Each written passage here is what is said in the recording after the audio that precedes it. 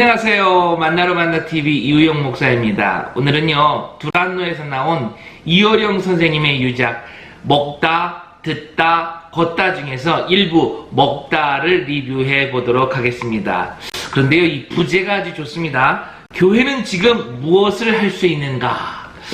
우리가 이 부분을 심각하게 보아야 할 것입니다. 자, 먹다 일부 시작하도록 하겠습니다. 저는요, 먹는 것을 아주 좋아합니다. 그런데 다 먹고 살자고 하는 거야, 이런 소리가 제일 듣기 싫습니다. 그냥 사명감도 없이 먹고 살자고 의사가 되고, 애국심도 없이 먹고 살자고 정치인이 되고, 그래가지고 그냥 이 나라를 개판으로 만들어 놓고 먹고 살자고 공무원, 국회의원이 돼가지고 이 나라 세금이나 갉아먹고, 먹고 살자고 주의종이 돼가지고 그냥 부를 축적하는 그런 모습이 얼마나 여러분은 보기 좋습니까? 그런 부류의 사람들이 수긍하고 인정하는 언어가 바로 먹고 살자고 하는 거야 라는 말인 것 같습니다.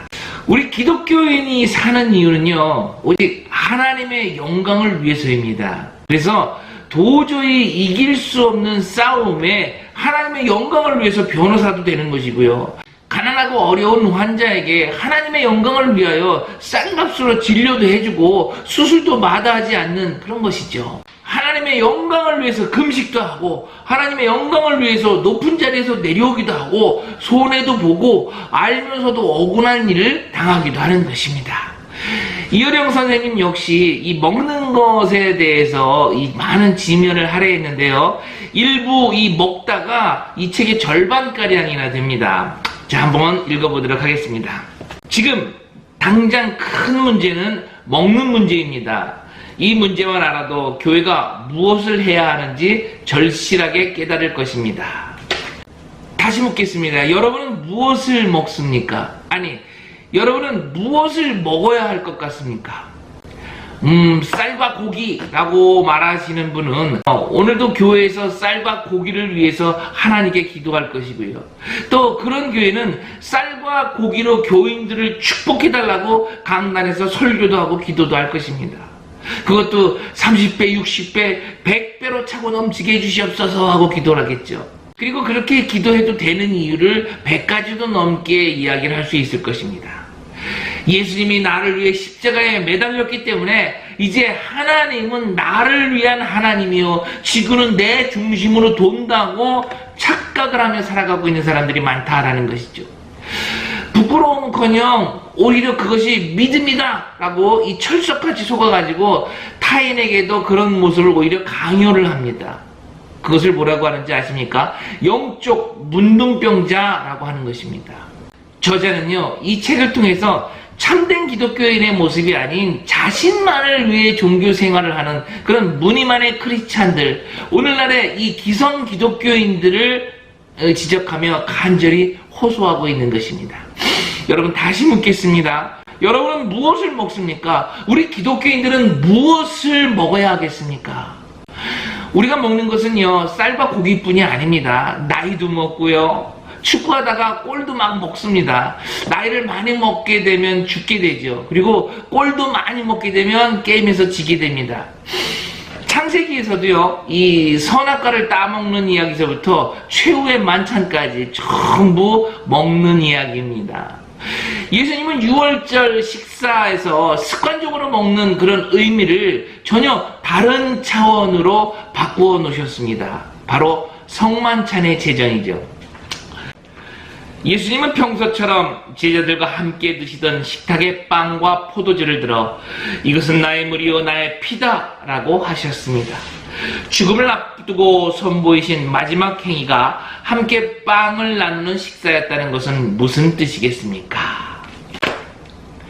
아직도 이 돈 많이 벌어서 11조 많이 하게 해주세요 하고 기도하시는 분 계시나요? 부자가 돼서 가난한 사람 많이 돕게 하면서 살게 해주세요 이렇게 기도하십니까? 단기 선교 가게 선교 후원금 좀 많이 받게 해주세요, 뭐 혹시 이렇게 기도하시는 분은 또 안 계실까요? 오늘 이 동영상으로요, 주님의 뜻이 무엇인지 확실히 깨닫고 여러분의 삶에 이 존재론적인 혁명이 이루어지기를 아주 예수님의 이름으로 부탁드리겠습니다. 예수님이 말씀하신 먹다의 의미는 우리가 생각하고 알고 있는 것과는 차원이 다릅니다. 우리는 말 그대로 먹는 것으로 생각해서 사람들에게 빵을 나누어 주었는데 이제는 다른 차원에서 생각해 보자는 것입니다.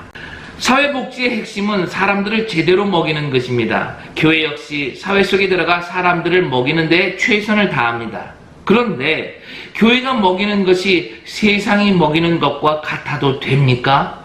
말 그대로 먹는 것을 나눠주면 그것이 기독교 복지가 됩니까? 주기도문을 고백할 때 일용할 양식을 주시고 라고 고백을 합니다. 교회가 줄 수 있는 것이 단순한 일용할 양식이라면 사람들은 더 이상 교회에 나올 이유가 없습니다. 빵을 줄 수 있는 대통령이나 정치인을 찾아가겠죠. 즉 교회의 복지는 정치나 사회 차원에서 이루어지는 복지와는 달라야 합니다. 예수님의 먹는 것을 제대로 이해하면 교회의 복지 개념도 달라질 것입니다. 지금 나오는 사진은 밀레의 이삭 줍는 여인들입니다. 밀레는요 아주 가난한 마을에서 자랐고요 자살까지 시도한 사람이었습니다. 여러분은 이 그림을 보고 어떤 느낌이 드시나요? 대단히 목가적이다, 평화롭다 이렇게 말하시는 분도 계실 거고요, 가난과 고통과 슬픔이 보인다 하시는 분도 계실 것입니다. 자, 제가 아주 객관적으로 그림을 설명해 보도록 하겠습니다. 그림을 자세히 보면요 세 여인 뒤에 어마어마하게 많은 곡식이 쌓여 있습니다. 말인지 소인지 두 마리가 이렇게 있는데 수레로 곡식을 옮기는 것도 보입니다. 하지만 세 여인은요 남들이 미처 다 담지 못하고 흘린 이삭을 줍고 있습니다. 기독교적인 메시지를 모르는 사람들은 당시 이 그림을 사회주의적인 시각으로 해석했습니다. 지주들이 수확물을 전부 가져가고 농민들은 착취만 당한 채 이삭이나 줍는 가난하고 고통받는 신세가 된다고 말입니다. 그런데 사실은 달랐습니다. 밀레가 이 그림을 통해 묘사하려고 한 것은 사회 고발이 아니라 그림 속의 여인이야말로 행복한 자들이며 하나님의 은총을 가장 많이 받은 이들임을 묘사한 것입니다. 하나님은 부자만이 아니라 가난한 이들을 위해 이삭을 남겨주시는 분이라는 것입니다. 밀레는 이 그림을 통해 바로 이 점을 묘사하려 했습니다. 다음 그림 보시기 바랍니다. 밀레의 만종입니다. 여기 등장하는 이 두 사람 역시 잘 사는 사람들이 아니라 고된 삶을 살아가는 이들입니다. 이 그림을 보는 세 부류의 사람들이 있습니다. 첫 번째 부류의 사람들은 이 그림을 보면서 이렇게 얘기하죠. 아이고, 해가 지도록 일을 해도 하루 세 끼 먹기 어렵다. 이대로는 살 수가 없어. 우리는 뼈 빠지게 일해야 저것들 다 갖다 주는 거야. 투쟁과 혁명만이 살 길이야. 그러나 이 그림을 제대로 볼 줄 아시는 분들은 이렇게 말을 하죠. 읽어드리겠습니다. 만종의 부부는 기도를 하고 있습니다. 메마른 땅에서 곡식을 줍고 스스로 일해서 먹을 것을 얻는 것은 자신들의 노력 때문만이 아니라 하늘에서 비가 내리고 구름이 가려주어 하나님이 허락한 것을 조금 얻어먹는 것이라며 감사 기도를 드립니다. 허허 벌판 속에 아무것도 잘 보이지 않는 것 같지만 멀리 교회 종탑에서 들려오는 종소리가 저녁 기도 시간을 알리고 있습니다. 부부는 저녁 노을 아래 기도를 하고 있습니다.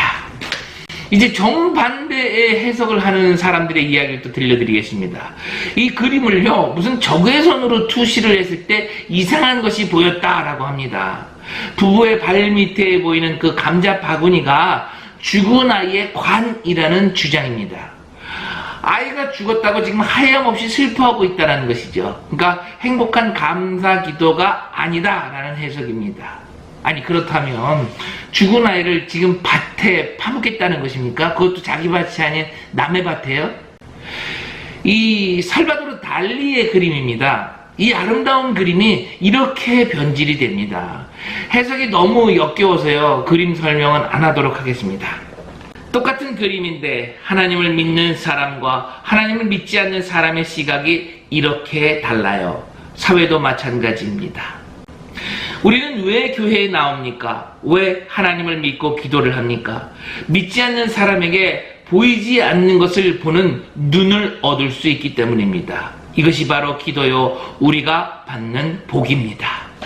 돌로 떡을 만들어 배부르게 하라 하는 그 사탄의 시험이 오늘날 성도를 통해서, 교인들을 통해서, 교회 안에서 배부르게 하여 주시옵소서, 돌을 떡으로 만들어주게 하시옵소서 하고 부르짖고 있는 것은 아닌지 이제는 좀 돌아보아야 할 것입니다. 이 사진은요, 니콜라스 마스의 그 기도하는 노파입니다.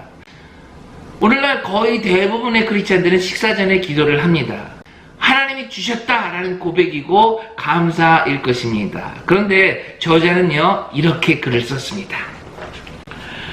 밥을 먹으면서 기도하는 것이 바로 오늘날 그리스도인들이 해야 할 일의 시작입니다. 이를 안다면 굶는 것도 하나님을 위한 것임을 깨닫게 됩니다. 먹는 것은 몰라도 먹지 않는 것까지 하나님이 주신 것이라고 할 수 있습니까? 라고 질문을 할 수 있습니다. 이해하기 힘들겠지만 먹는 것도 먹지 않는 것도 하나님을 위한 것이라야 합니다. 그럴 때 우리는 보이지 않고 들리지 않는 하나님을 삶 속에서 느낄 수 있습니다. 감사 기도야말로 우리 삶을 풍요롭게 하는 원리이지요. 적어도 오늘 하루만큼은요, 이것 달라 저것 달라 그냥 소원 기도하지 마시고요, 밀레의 아름다운 그림과 같은 그런 감사 기도를 권해봅니다. 시간이 벌써 이렇게 됐어요. 일부 먹다를 한 편 더 해야 할 것 같습니다. 아직 결론이 나오지 않았습니다. 다음 동영상에서는요, 성경 속의 그 먹는 것에 관한 성경 구절을 두 군데 살펴보면서 예수님이 오시게 된 그 비밀을 알려드리도록 하겠습니다. 힌트를 드리자면요, 이삭 줍는 여인을 통해서 예수님의 계보가 만들어진다는 사실, 룻과 보아스입니다. 나누고 사랑하다 보면요, 어느새인가 임하는 하나님의 나라를 체험하게 될 것입니다. 그리고 진짜 중요한 거, 기독교인이 무엇을 먹어야 하는지 확실한 정답을 알려드리도록 하겠습니다. 다음 동영상도 놓치지 말고 꼭 기대해 주시기 바랍니다. 할렐루야!